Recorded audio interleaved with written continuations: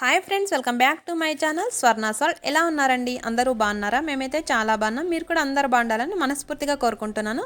తమ్నైల్లో చెప్పినట్టుగా మనం ఇంట్లోనే ఈజీగా పసుపు గణపతిని ఎలా తయారు చేసుకోవాలో చూసేద్దాం. ముందుగా దీనికోసం 1 కప్పు మైదా పిండి, అలాగే 1 కప్పు పసుపు పొడి, కొద్దిగా చక్కెర పౌడర్ అయితే తీసుకొని బాగా మిక్స్ చేసుకోవాలి. ఈ మూడు కూడా మిక్స్ అయ్యేట్టు బాగా మిక్స్ చేసుకోవాలి. ఈ విధంగా మిక్స్ చేసుకున్న తర్వాత కొద్దిగా వాటర్ వేసుకుంటూ కలుపుకోవాలి. వాటర్ అయితే ఎక్కువ వేసుకోకూడదండి. మనము హ్యాండ్స్ అవి చేసేటప్పుడు మనకు షేప్ అయితే చక్కగా రాదనమాట, వాటర్ ఎక్కువైపోతే. అందుకని చూసుకొని కొద్దిగా వేసుకుంటూ చక్కగా కలుపుకోవాలి. ఈ విధంగా కలుపుకున్న తర్వాత ఒక 10 నిమిషాలు మూత పెట్టేసి పక్కన పెట్టుకోవాలి. కొద్దిగా ఆయిల్ అయితే అంటున్నానండి పైన, మనకు కొద్దిగా సాఫ్ట్గా ఉంటుందనేసి. ఈ విధంగా 10 నిమిషాలు పక్కన పెట్టేసుకుందాం. ఇది నానేలోపు మనము వినాయకుడికి ఆసనం కోసం కొద్దిగా మైదా పిండి తీసుకొని కొద్దిగా వాటర్ వేసుకుంటూ కలుపుకోవాలి. ఈ విధంగా కలుపుకున్న తర్వాత ఒక బాక్స్ తీసుకొని ఆ బాక్స్ పైన మనం ఈ పిండి అయితే వేసుకోవాలన్నమాట. ఇక్కడ ఇలా కలుపుకున్న తర్వాత చపాతీ రోల్ తీసుకొని ఈ విధంగా రోల్ చేసుకుంటున్నాను. ఈ విధంగా రోల్ చేసుకున్న తర్వాత బాక్స్ తీసుకొని ఈ విధంగా బాక్స్ పైన మనం వినాయకుడికి ఆసనం అయితే రెడీ చేసుకోవాలి. ఈ విధంగా వేసుకున్న తర్వాత అక్కడక్కడ ఈ విధంగా ఫోల్డింగ్ అయితే ఇచ్చేస్తున్నాను. మరి ప్లెయిన్గా లేకుండా ఈ విధంగా కొద్దిగా ఫోల్డింగ్ అయితే చేసేసుకుంటున్నాను. ఈ విధంగా చేసుకున్న తర్వాత పక్కన పెట్టేసి ఇప్పుడు మనం వినాయకుడిని తయారు చేసుకోవడం కోసం కలిపి పెట్టుకున్న పసుపు అయితే తీసుకొని ఈ విధంగా రౌండ్స్గా బాల్స్ అయితే చేసుకోవాలన్నమాట. ఇక్కడ స్టమక్ కోసం పెద్ద సైజ్ బాలు, హ్యాండ్స్ కోసం మరియు లెగ్స్ కోసం మీడియం సైజ్ బాలు, అలాగే తొండం కోసం మీడియం సైజ్ బాలు, కిరీటం కోసం ఈ విధంగా చిన్న సైజ్ బాల్ అయితే చేసుకొని పెట్టుకోవాలి. ఇప్పుడు ముందుగా లెగ్స్ అయితే పెట్టేసుకుందాం. ఇక్కడ రైట్ హ్యాండ్ లెగ్ వచ్చేసి మనకు కిందకి పెట్టుకున్నట్టు, లెఫ్ట్ హ్యాండ్ లెగ్ వచ్చేసి పైకి పెట్టుకున్నట్టు ఈ విధంగా వీడియోలో చూపిస్తున్నట్టుగా పెట్టుకోవాలి. ఈ విధంగా లెగ్స్ అయితే రెడీ చేసుకున్న తర్వాత కొద్దిగా పాదం దగ్గర మనం ఇలా ప్రెస్ చేసేస్తే పాదం షేప్ అనేది చక్కగా వచ్చేస్తుంది. ఈ విధంగా లెగ్స్ తయారు చేసుకున్న తర్వాత స్టమక్ కూడా పెట్టేసుకొని చక్కగా ప్రెస్ చేసుకోవాలి.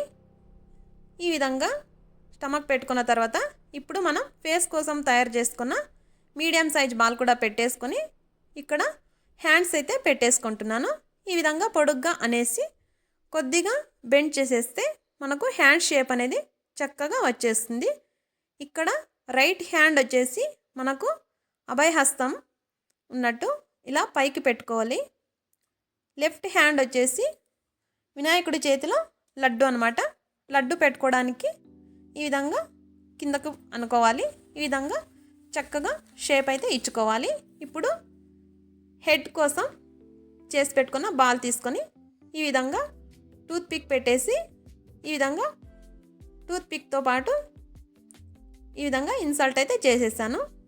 ఈ విధంగా చేసుకున్న తర్వాత ఇప్పుడు ఇయర్స్ అయితే రెడీ చేసుకుందాం. ఈ విధంగా కొద్దిగా వెడల్పుగా అనేసి ఇలా ప్రెస్ చేసేస్తే ఇయర్స్ అనేది చక్కగా వచ్చేస్తాయి. వినాయకుడికి కొద్దిగా ఇయర్స్ అయితే పెద్దగానే ఉంటాయి కదా, కొద్దిగా సైజ్ అయితే పెద్దగానే చేసుకోవాలి. ఈ విధంగా పెట్టుకున్న తర్వాత చక్కగా షేప్ అయితే ఇచ్చుకోవాలి. చూసారు కదా, చెవులైతే చక్కగా వచ్చేసాయి. ఇప్పుడు తొండం కూడా రెడీ చేసుకుందాం. ఈ విధంగా పొడుగ్గా అనేసి కొద్దిగా వాటర్ తడుపుకుంటూ చేతికి పెట్టుకోవాలండి. అన్నీ కూడా వాటర్ తడుపుకుంటూ పెట్టేసుకుంటే మనకు చక్కగా అతుక్కుంటాయి. ఈ విధంగా పెట్టేసుకొని తొండం అనేది కొద్దిగా ఇలా బెండ్ చేసుకోవాలి. ఈ విధంగా తొండం కూడా రెడీ అయిపోయింది. ఇప్పుడు వినాయకుడికి కిరీటం కోసం ఒక చిన్న సైజు బాల్ తీసుకొని ఈ విధంగా ఒక ప్లేట్ మాదిరి పెట్టేశాను తలపైన. ఇప్పుడు కిరీటం కోసం కొద్దిగా పిండి తీసుకొని ఈ విధంగా కిరీటం అనేది పెట్టేసుకుంటున్నాను. కిరీటం అనేది మనకు ఏ షేప్లో నచ్చితే ఆ షేప్లో అయితే పెట్టేసుకోవచ్చు అన్నమాట. ఇక్కడైతే చక్కగా కిరీటం అయితే పెట్టేసుకున్నాను.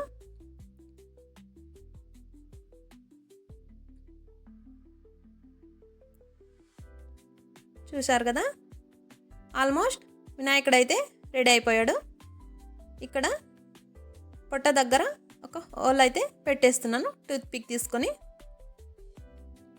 చక్కగా వినాయకుడు అయితే రెడీ అయిపోయాడు. ఇప్పుడు వినాయకుడి కోసం పంచ తయారు చేద్దాం. పంచ కోసం ఇక్కడ కొద్దిగా మైదా పిండి తీసుకొని కుంకుమలో డిప్ చేసేసి ఈ విధంగా చపాతీ రోల్ తీసుకొని కొద్దిగా రోల్ చేసుకోవాలి. ఈ విధంగా రోల్ చేసుకున్న తర్వాత హాఫ్ మూన్ షేప్లో కట్ చేసుకోవాలి.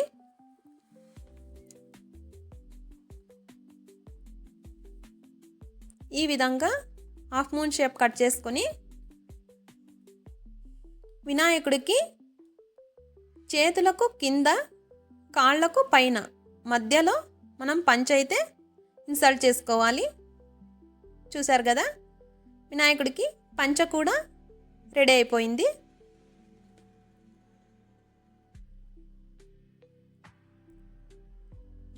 ఇక్కడ ఇయర్స్ దగ్గర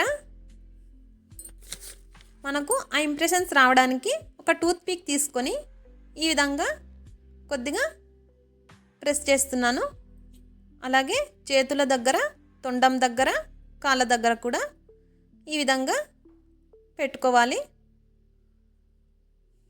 చూసారు కదా, ఎంత చక్కగా పంచ కట్టుకొని వినాయకుడైతే రెడీ అయిపోయాడు. ఇప్పుడు వినాయకుడికి జ్యువెలరీ అయితే పెట్టేద్దాం. ఇక్కడ కిరీటం దగ్గర ఒక స్టోన్ అయితే అతికించుకుంటున్నాను. రెడ్ కలర్ స్టోన్ అయితే అతికించుకున్నాను. అలాగే స్టోన్లెస్ చైను కిరీటంకి కింద వైపు ఇలా పెట్టేసుకున్నాను. అలాగే తొండం దగ్గర, హ్యాండ్స్ దగ్గర, కాళ్ళకు అంతకి కూడా ఈ విధంగా జ్యువెలరీ అయితే పెట్టేశాము. అలాగే లడ్డూ కోసం ఇక్కడ కాటన్ అయితే పెట్టేసుకున్నాను. అలాగే వినాయకుడికి దంతాల కోసం ఒక టూత్ పిక్ తీసుకొని ఈ విధంగా సగం చేసేసి ఒకవైపు చూపుగా ఉన్నట్టు, ఇంకోవైపు కొద్దిగా విరిగినట్టు ఈ విధంగా పెట్టుకోవాలి.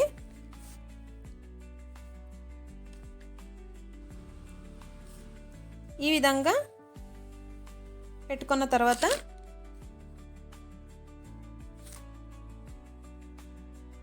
ఇప్పుడు వినాయకుడికి గొడుగు అయితే తయారు చేసేద్దాం.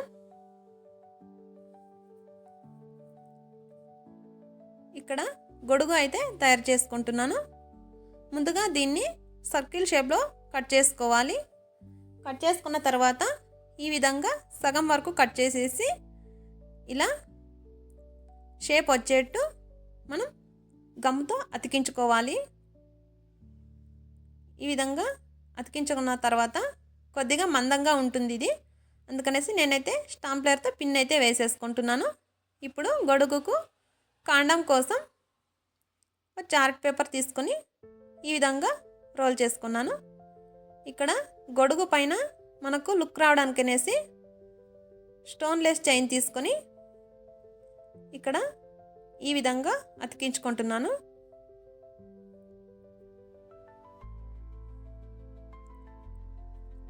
ఈ విధంగా అతికించుకున్న తర్వాత మనం గొడుగు అయితే రెడీ అయిపోయింది. చూసారు కదా, ఈ విధంగా రెడీ చేసుకొని వినాయకుడికి వెనక వైపు గొడుగు అయితే పెట్టేసుకుందాం. ఇప్పుడు వినాయకుడు అలాగే విత్ పంచ గొడుగు అయితే రెడీ అయింది కదా. ఇప్పుడు వినాయకుడికి వాహనం అయితే రెడీ చేసుకుంటున్నానండి. అదే ఎలుక అనమాట. వినాయకుడికి వాహనం లేకుండా ఎలా ఉంటుంది చెప్పండి. అందుకనేసి ఇక్కడ ఎలుక తయారు చేయడం కోసం ఇంకా పసుపు ముద్దను తీసుకొని ఈ విధంగా కొద్దిగా ప్రెస్ చేసేసుకొని ముందు వైపు కొద్దిగా చిన్నగా అనేసి ఈ విధంగా కొద్దిగా ప్రెస్ చేసేస్తే మనకు ఇయర్స్ షేప్ అనేది చక్కగా వచ్చేస్తుంది. అలాగే తోక కూడా పెట్టేసుకున్నాం. ఇక్కడ కళ్ళ కోసం మిరియాలైతే వాడుతున్నాను. వినాయకుడికి కూడా అంతే, మిరియాలైతే వాడానన్నమాట. అలాగే జంజం వేయడానికి పత్తి అయితే వేసానండి వినాయకుడికి. చూసారు కదా, మనకు ఎలక కూడా రెడీ అయిపోయిందనమాట. ఇక్కడ మన వినాయకుడికి వేసుకున్న డ్రెస్సే ఎలుకకు కూడా వేసేస్తున్నాను అనమాట. రెడ్ కలర్ డ్రెస్ అయితే వేసేసాను. ఈ విధంగా వేసుకున్న తర్వాత ఇప్పుడు వినాయకుడికి లడ్డూలు అయితే చేసేసుకున్నాం. ఇక్కడ రెడ్ కలర్ ప్లేట్ అయితే పెట్టేసుకొని లడ్డూలు అయితే తయారు చేసుకున్నాను. చూసారు కదా, ఫైనల్గా మన వినాయకుడు విత్ గొడుగు అలాగే వినాయకుడి వాహనం అంతా కూడా రెడీ అయిపోయిందనమాట. విత్ జ్యువెలరీతో చాలా చక్కగా వచ్చాడు కదా వినాయకుడు. చూసారు కదా, ఫైనల్గా లుక్ వచ్చేసి వినాయకుడికి ఇలా ఉందన్నమాట. సో ఇదండి ఇవాటి వీడియో. నా వీడియో కానీ కనుక యూస్ఫుల్ అనిపిస్తే తప్పకుండా లైక్ చేయండి, షేర్ చేయండి, కామెంట్ చేయండి. తప్పకుండా చూసే ప్రతి ఒక్కరు కూడా సబ్స్క్రైబ్ అయితే చేసుకోండి. మీరు కూడా వినాయక చవితి కోసం ఈ విధంగా ఇంట్లోనే వినాయకుడిని తయారు చేసుకొని చక్కగా వినాయక చవితి అయితే చేసుకోవాలని కోరుకుంటున్నాను. Thank you for watching. Bye bye.